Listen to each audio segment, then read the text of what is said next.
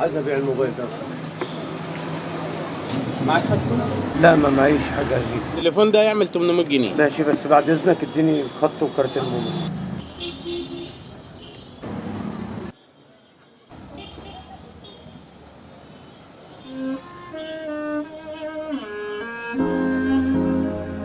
أشرف،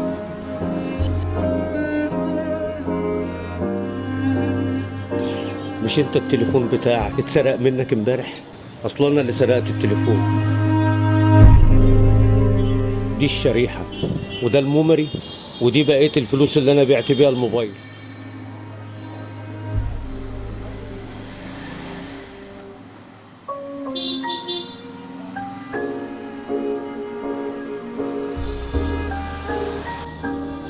أشرف، انت بعت التليفون عند مين؟ عند عمر. طب تعالى نروح.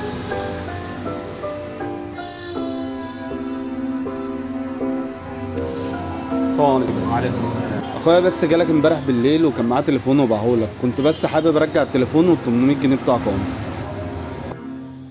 يا فندم بس دلوقتي في مشكله. مشكلة ايه؟ حضرتك في زبون جالي دفع لي 900 جنيه حق الموبايل وهيجي ياخده كمان شويه.